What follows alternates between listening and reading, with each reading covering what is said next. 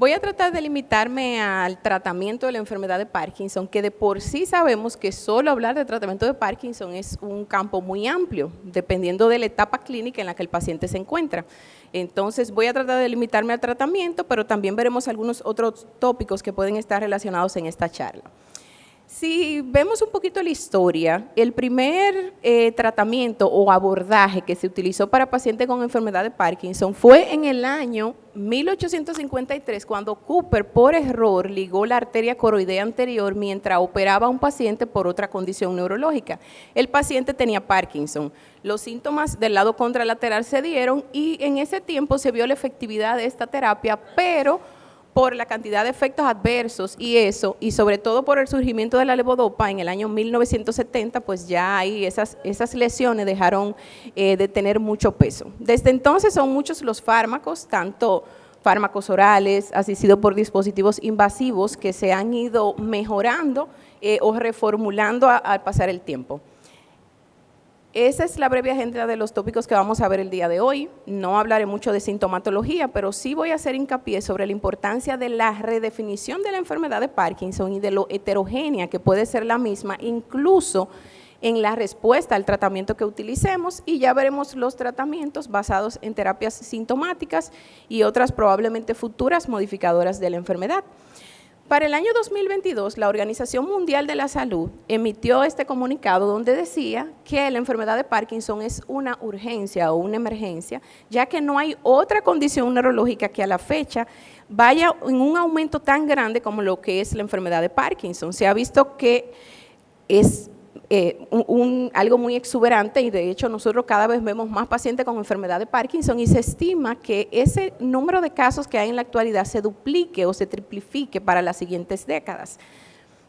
Entonces, si vemos aquí en cuanto a la historia de la enfermedad, desde que se describió hasta la actualidad, se han descrito la importancia de algunos síntomas para incluso predecir el pronóstico del paciente. Se han descrito genes que hoy en día sabemos que pueden tener un comportamiento distinto entre un individuo que tenga dicha mutación genética o no. Y en el año 2020 en adelante, pues la Sociedad Internacional de Parkinson y Movimiento Anormal le ha dado mucho hincapié o ha surgido el interés de desarrollar ensayos clínicos donde se utilicen fármacos que traten de prevenir o de retrasar la progresión de la enfermedad por la amenaza que tenemos. Entonces, nosotros como país, como República Dominicana, ¿dónde estamos? Bueno, el estudio PD Generation actualmente tiene reclutado unos 16,000 personas genotípicamente ya con la secuenciación hecha, y nosotros podríamos decir que somos el tercer país en el número de casos. En tan solo un año captamos esa población y tenemos ya la mutación genética determinada. Actualmente estamos trabajando en lo que es el protocolo en los comités locales de lo que es el Large PD y van a estar unificadas lo que es el estudio PD Generation y Large PD, siendo el único centro en la República Dominicana, la Clínica Unión Médica del Norte, donde vamos a seguir reclutando estos casos y veremos más adelante por qué la importancia de nosotros tener la secuenciación genética de nuestra población por oportunidades futuras para los pacientes. Entonces, ¿por qué la importancia de redefinir o perfeccionar el diagnóstico de la enfermedad de Parkinson? Vemos que es una enfermedad heterogénea, no solamente en la clínica, o sea, no hay dos pacientes iguales y cada vez vemos que tanto en los síntomas motores como no motores hay mucha heterogeneidad. Entonces, en cuanto al mecanismo patológico de la enfermedad, también es muy distinta, en cuanto a la etiología también, y en cuanto al mecanismo patológico, ya vemos que hay pacientes que no tienen agregado de alfa-sinucleína, que siempre decíamos que la enfermedad era una enfermedad puramente caracterizada por la alfa-sinucleopatía. Entonces, hay conceptos que han ido cambiando en el tiempo. ¿Por qué nos compete saber esto para esta charla? Bueno, la respuesta al tratamiento va a variar dependiendo de estos fenotipos o genotipos clínicos. Mayormente los pacientes con Parkinson pueden tener una mejoría a la terapia adecuada por encima de un 50%, pero hoy sabemos que 1 de cada 5 no va a responder apropiadamente y esto se debe a que no necesariamente en cuanto al mecanismo patológico de la enfermedad sea puramente relacionado con neurotransmisores dopaminérgicos. Y en este artículo, que ya quizá lo he presentado antes, pues si vemos la subclasificación basada en subtipos en cuanto a afección de neurotransmisores, pues hay pacientes con Parkinson que van a tener un subtipo Fenotípicamente vamos a decir con síntomas colinérgicos, como es fallas cognitivas, lo que tienen que ver con un fenotipo noradrenérgico, pacientes que van a tener mucha disautonomía. Entonces, quizás hemos escuchado también con frecuencia lo que son los subtipos de Brain First o de Body First. Los pacientes Body First, o que la enfermedad empieza del cuerpo primero, lo que se ha visto es que tienen como un subtipo o una presentación clínica más agresiva. Son pacientes que desde que los vemos incluso podemos confundirlo con un parkinsonismo atípico, porque la presentación clínica tiende a ser muy simétrica. O sea, lo vemos y de una vez decimos, pero qué raro que empezó de los dos lados el paciente. Son pacientes que tienen congelamiento de la marcha, tendencia a la caída y muchas manifestaciones neuropsiquiátricas y cognitivas. Ese es ese subtipo, y cuando nos vamos a imágenes cerebrales, como mostraba la doctora DAT-scan o PET-scan, vemos pacientes que tienen una denervación pues muy simétrica también. Y en cuanto a otros síntomas también, lo que es el RBD, entre otros más. Ahora, si revisamos el subtipo Brain First, es ese paciente que creemos como que el Parkinson no le va a avanzar para el otro lado, que justamente tienen un fenotipo asimétrico en cuanto a la clínica, más tendencia a tener temblor y una progresión como un poquito más lenta. Esos pacientes casi nunca tienen falla cognitiva, tienen muy pocos síntomas neuropsiquiátricos, casi no tienen RBD o trastorno del sueño REM, y pueden tener una mayor respuesta a terapia con levodopa. Y en cuanto a lo que le decía de la sintomatología, pues lo típico es que tiende a ser muy asimétrico. Voy ya para pasar a la parte de tratamiento, pero quise hacer esa breve introducción, pues revisaré brevemente, ya que la doctora también va a hablar algo relacionado a los síntomas no motores, lo que está relacionado con las guías recomendadas por la Sociedad Internacional de Parkinson y Movimientos Anormales. Brevemente veremos lo relacionado con el aspecto no motor.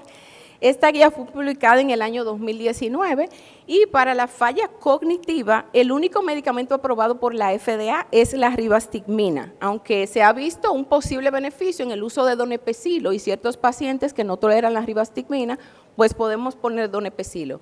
No hay indicación de fármacos para el deterioro cognitivo leve en Parkinson, solo para demencia en enfermedad de Parkinson es donde está indicado, como lo podemos ver acá en este estudio, que fue uno de los primeros que se publicó relacionado con esa terapia, pues se ve cómo reduce la escala de severidad basada en el AD-score cuando comparamos una población que le administramos rivastigmina a la 24 semanas comparado con placebo, cómo se separan las líneas y hay una mejoría significativa.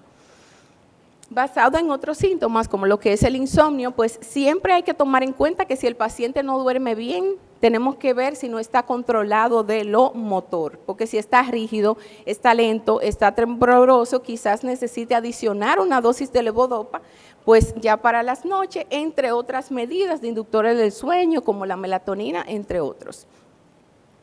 Ya para lo que es la hipersomnolencia excesiva diurna, se pudiese utilizar el café, pero fármacos así con evidencia como tal, pues no hay. En cuanto a la hipotensión ortostática, el medicamento indicado es la droxidopa. Nosotros no la tenemos acá en el país, pero como tiene un posible uso o beneficio, en algunos pacientes lo que hacemos es que le colocamos el midodrine o la fludrocortisona y otras medidas no farmacológicas que veremos pues más adelante. Ya en cuanto a intervención de la fatiga, se ha visto que el uso de la rasagilina, esos pacientes que se sienten muy agotados, muy pesados, pues pudiese ser efectiva. Y en cuanto a la intervención para la psicosis, aunque solo voy a ponerlo en la tabla, por lo que le decía que más adelante se va a hablar de este tema, pues el único medicamento que tiene eficacia demostrada por la NDS pues, es la clozapina. La quetiapina se puede utilizar, o sea, porque se ha visto que no empeora tanto lo que son los síntomas relacionados con la enfermedad de Parkinson. Dosis seguras son de 100 miligramos hacia abajo, pero la olanzapina no debería utilizarse por la exacerbación de los síntomas de la enfermedad, y la pimavanserina, que aunque no la tenemos aquí, es el otro que tiene eficacia pues demostrada. Esos son algunos de los retos que nosotros podemos enfrentar, o sea, un artículo donde pone algunos retos que podemos enfrentar que no tenemos acceso a algunos de esos tratamientos que ya vimos. Entonces, ¿qué podemos hacer? Por ejemplo, si el paciente no tiene acceso a adquirir el polietilenglicol, utilizar ablandadores TS. En un paciente con demencia que no tiene acceso a rivastigmina, el ejercicio, la terapia cognitiva puede ayudar y el uso de donepezilo. Ya para pasar al aspecto motor, pues el tratamiento de Parkinson está dividido en 5 grandes grupos. El 1 es tratar de prevenir o retrasar la progresión de la enfermedad. No tenemos medicamento hasta el momento y ya las demás terapias pues va a ser basado en la etapa clínica en la que el paciente se encuentre. Si es un tratamiento sintomático inicial o una terapia más avanzada o ya los dispositivos invasivos. Voy a tomar les voy a mostrar estos 2 videos de 2 pacientes.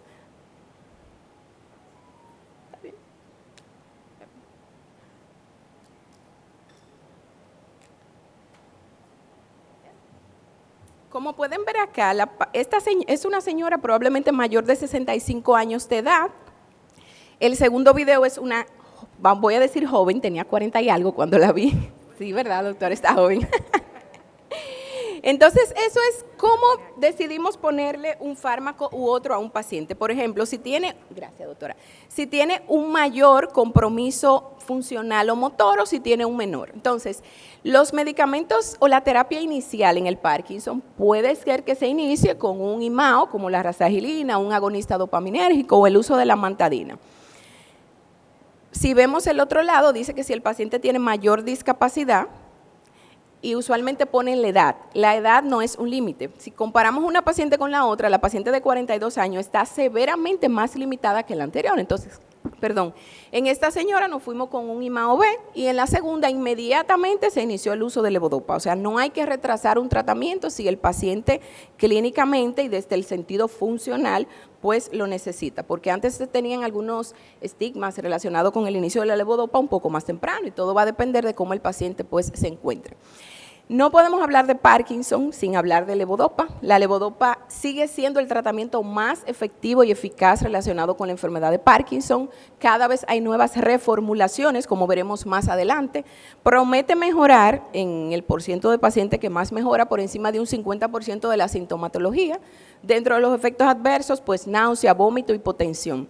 Si tenemos cautela al momento de iniciar el medicamento y lo titulamos despacio, yo diría que quizás 50 miligramos fraccionado la primera semana 2 veces al día y luego vamos subiendo, pues el paciente lo puede tolerar, porque a veces te llega el paciente, no, que yo no puedo volver a tomarme esa pastilla, pero el paciente se tomó desde el inicio una tableta completa de levodopa de 250 miligramos y ya usted sabe que se va a marear.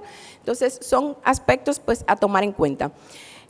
Como podemos ver en esta gráfica, pues dosis más alta más reduce la sintomatología, pero también aumenta el riesgo de efectos adversos y la presentación de disinencia, que dependiendo de la etapa de la enfermedad, también puede ser mayor. Otro de los medicamentos utilizados y que tenemos disponible en el país son los agonistas dopaminérgicos. Los agonistas dopaminérgicos pues tienen un estímulo dopaminérgico un poquito más prolongado.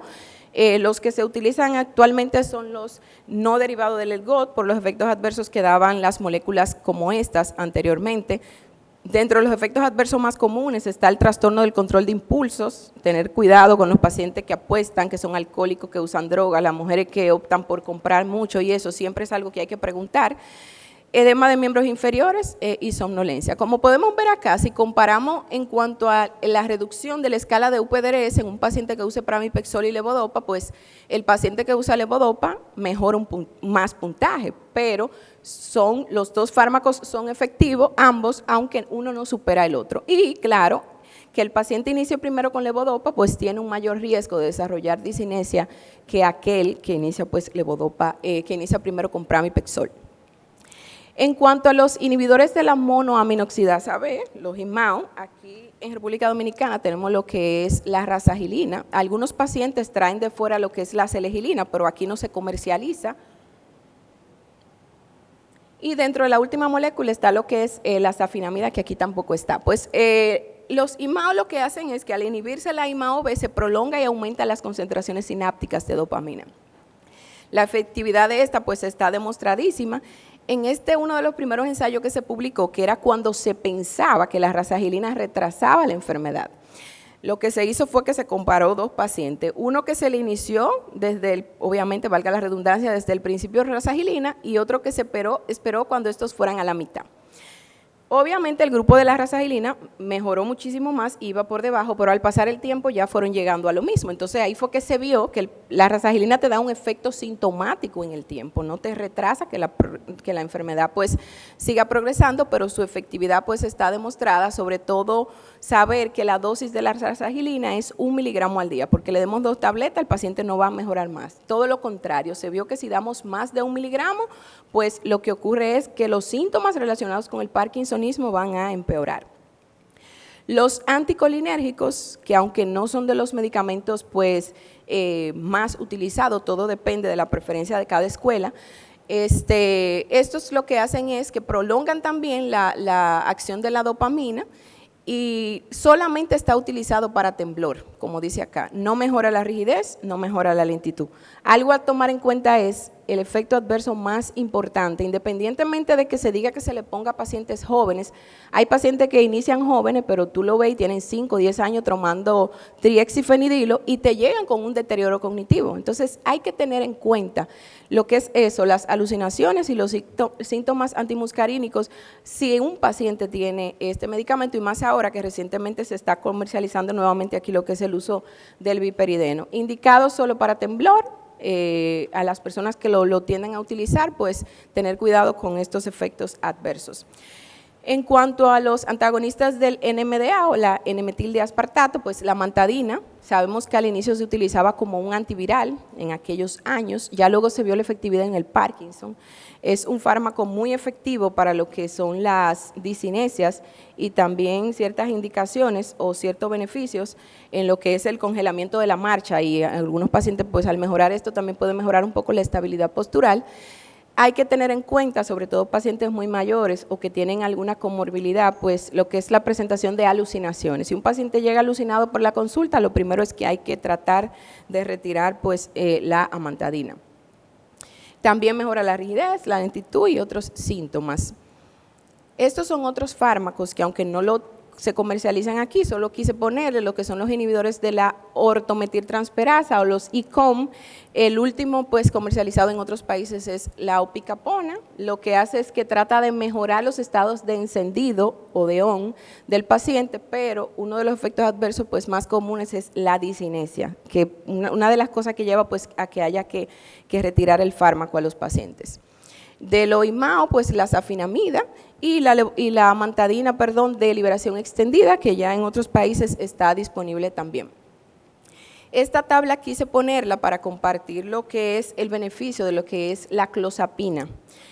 Su uso cada día es más común y se ha visto que en temblor refractario y sobre todo esos pacientes que tienen problema cognitivo, que tú no le vas a poner Triex ni viperideno, pues titularla o empezar con dosis bien bajita, porque puede dar hipersomnolencia, hipotensión, puede ser muy efectivo. Y también su efecto antidiscinético, porque si tengo un paciente que está discinético y está alucinado, pero algo tengo que hacer, se puede probar con lo que es pues esta molécula que es la clozapina, y aquí está disponible en el país también.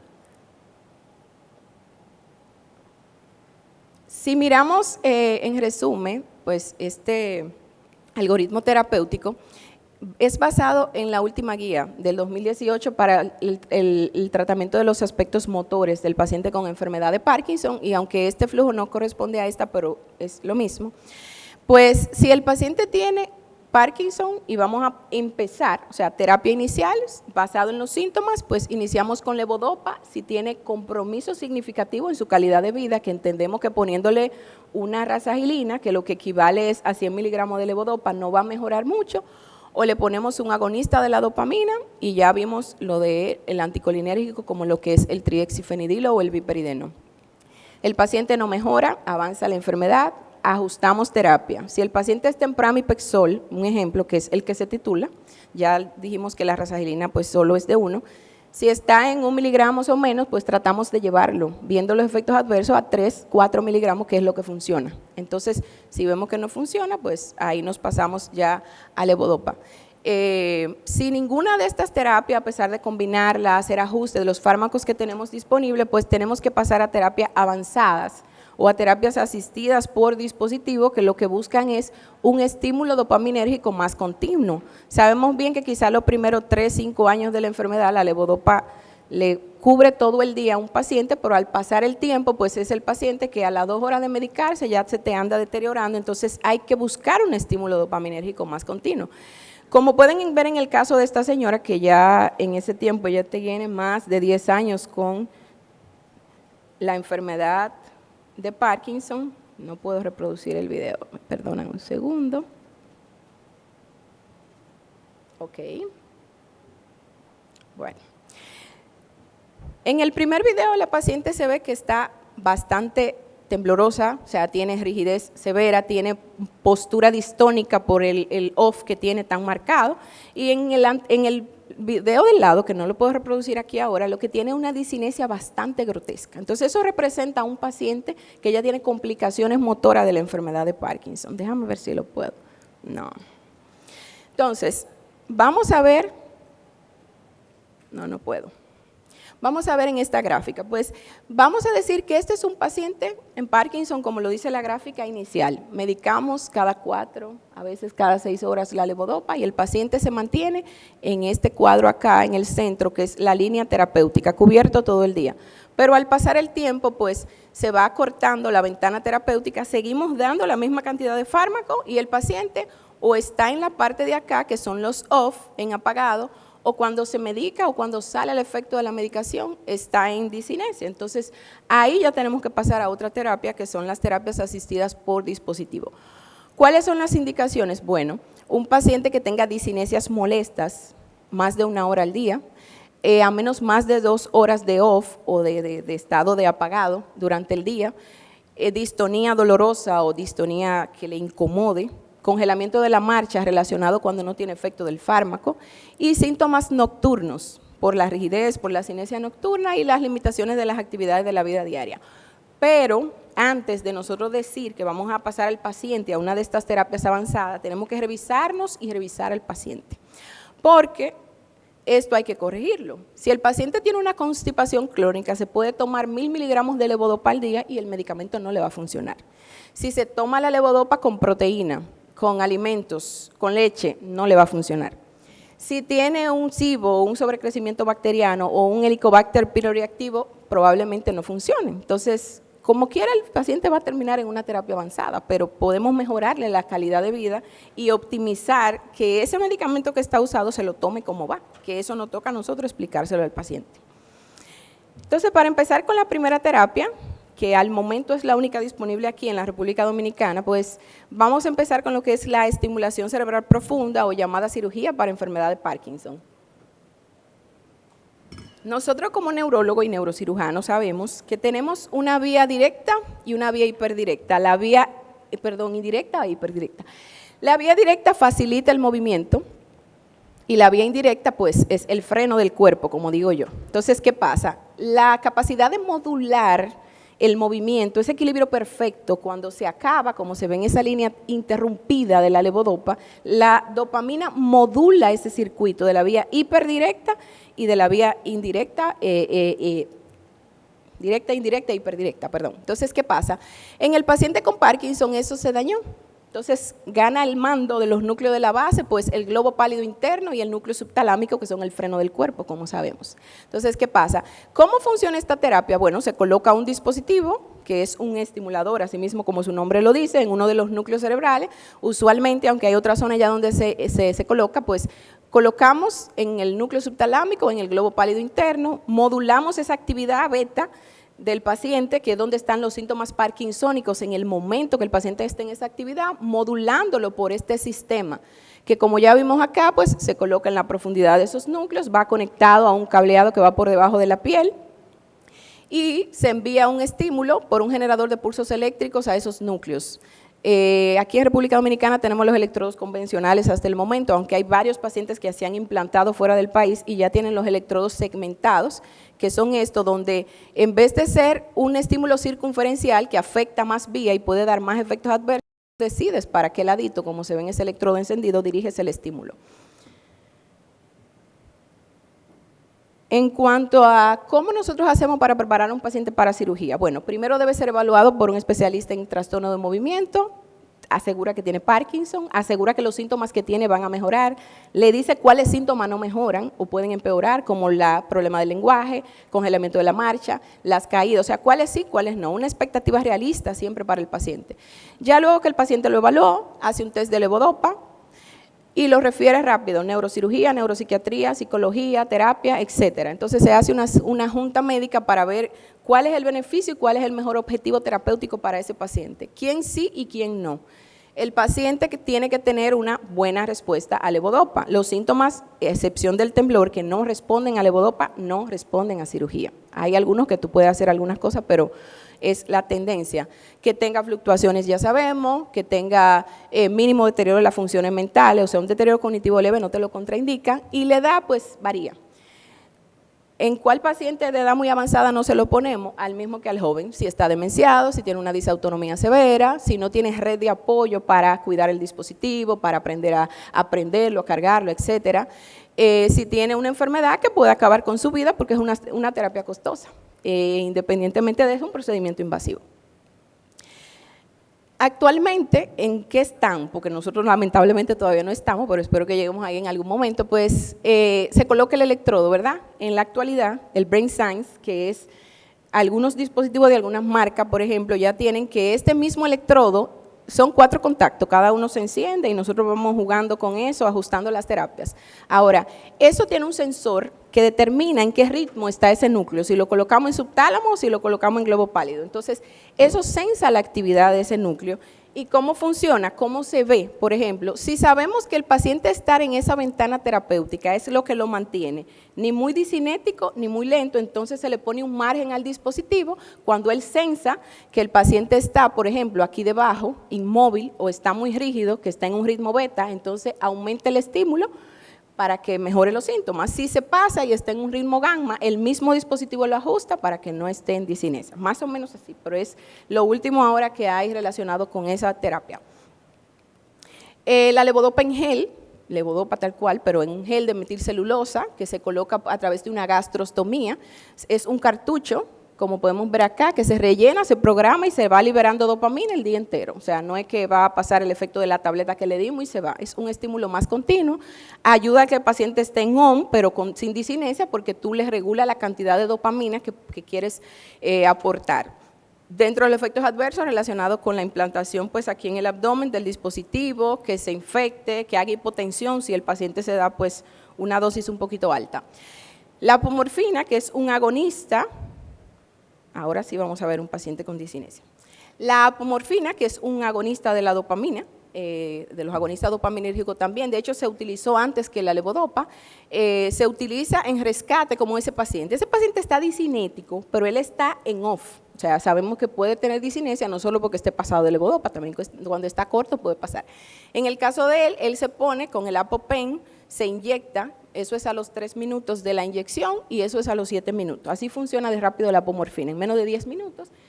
Ese se utiliza para rescate cuando el paciente tiene esa situación o está en un apagado muy severo, pero también se utiliza como la infusión de insulina que se pone debajo de la piel y el paciente de modo subcutáneo pues lo inyecta. Otras de las terapias que todavía, bueno, no la tenemos acá, la doctora la mencionaba también para el temblor esencial, es el IFU. El IFU se utilizó en el 2008 en Suiza primero para dolor, ya luego se aprobó en el 2011 para temblor esencial y después del 2016 para pacientes con Parkinson con temblor refractario, o sea, ese fenotipo tremorígeno. Deja ver si puedo. Tengo problemas con el video. Bueno, no puedo reproducir el video, pero discúlpenme, déjenme ver que el joven me va a ayudar. Ah, pero esto. Ay, gracias.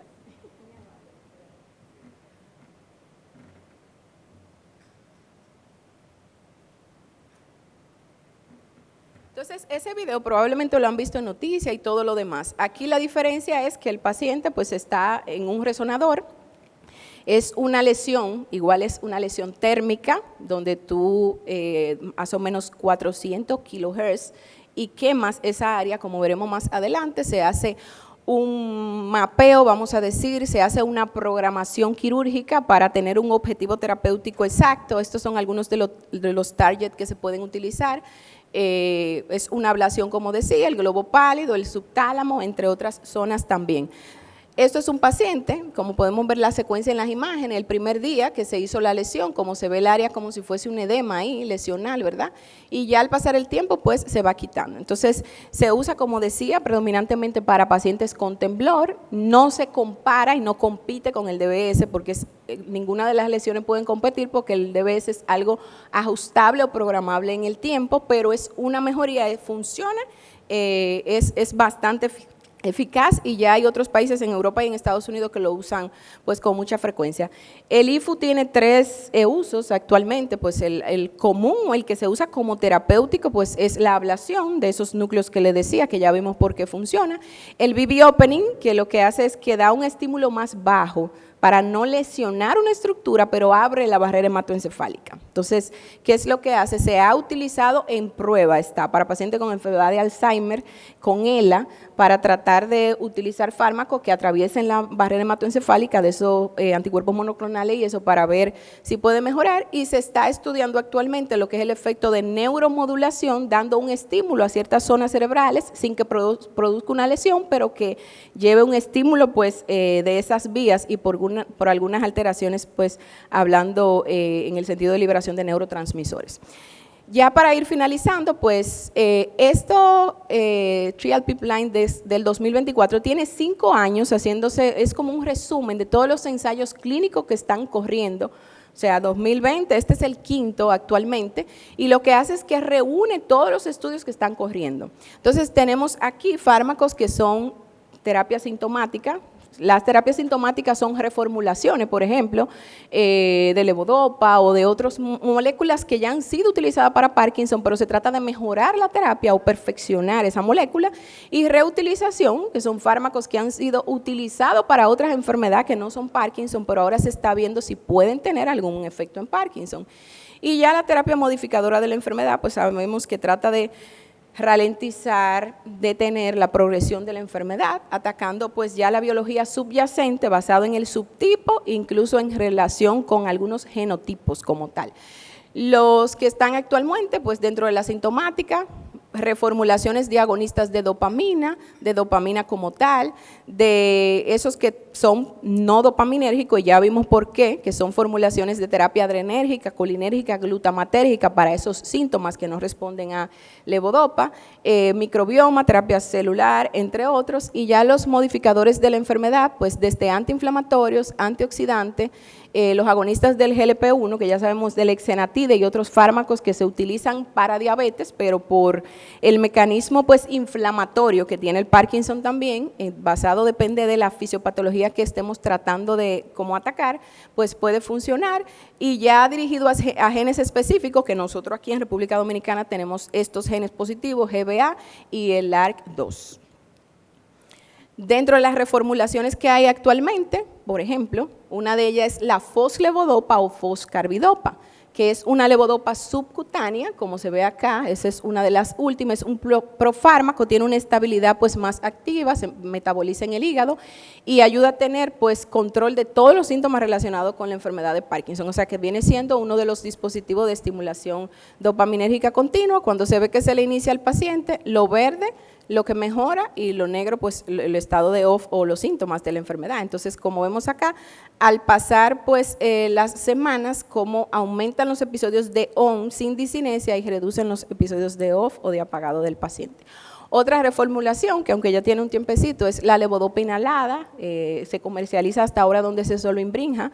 Esta fue aprobada en el 2018 por la FDA y se usa para episodios de apagado, o sea, es una terapia de rescate, no es que el paciente se va a andar inhalando todo el día, es mientras le hace efecto la levodopa como tal, la que use, pues trata de hacer una inhalación con una vida media rápida en minutos. Y otra es la apomorfina sublingual, que se comercializa como Kynmobi, fue aprobada en el 2020, se coloca debajo de la lengua, dentro de los efectos adversos casi siempre son orofaringios, pero también es una terapia pues de rescate. Y ya dentro de la terapia modificadora de la enfermedad, pues tiene diferentes objetivos, depende de qué mecanismo nos estemos basando. Terapia para mitocondrias, terapia para GBA1, bloqueadores beta-adrenérgicos, modulación neuroinflamatoria, anticuerpos contra la alfa-sinucleína, o sea que tratan de ir como target la alfa-sinucleína, el GBA1, entre otros. Estas son las terapias modificadoras de la enfermedad y actualmente estos son todos los medicamentos que están en prueba. Los de la parte de arriba son terapias modificadoras de la enfermedad y de la parte inferior son medicamentos que ya se usan pero que se está reformulando y viendo efectividad para otros síntomas diferentes a los que fueron utilizados. Actualmente hay una totalidad por todo de 16.649, todos estos son ensayos clínicos pues, que están haciéndose y de hecho algunos de ellos van enfocados a síntomas como tal, por ejemplo, terapia para depresión, para apatía, o sea, basado en síntomas motores y no motores. Algo que siempre hay que mencionar es, aunque esos fármacos que vimos hasta ahora todavía no tenemos resultados, no tenemos medicamentos que podamos decir que retrasan el curso de la enfermedad o que lo cambian, pues es el ejercicio. El ejercicio es vital, ayuda a que la dopamina funcione por más tiempo, tiene un efecto protector para la demencia y cada uno de esos síntomas que vemos aquí pueden mejorar con el ejercicio y en el aspecto no motor pues también. Y ya a modo de conclusión, pues las últimas décadas se viene conociendo mejor lo que es la base molecular de la neurodegeneración de la enfermedad de Parkinson. La respuesta al tratamiento varía de un paciente a otro y ya vimos por qué. Redefinir y clasificarla por subtipos, tanto clínico como genético, nos ayuda a comprender mejor la enfermedad y quizás a ir pues, de una forma más puntual en cuanto al tratamiento y extender los estudios genéticos, como gracias a Dios ya hemos podido hacer aquí, y participar en investigaciones, pues ayuda. Y el Parkinson, a veces se preguntan, ¿se ha vuelto popular? Porque muchas personas, incluso no neurólogos, hablan de Parkinson, pues están aumentando los casos. Así que bueno que todo el mundo y otras comunidades médicas también se interesen en conocer esta enfermedad, pues que ha avanzado tanto. Gracias por su atención y es todo.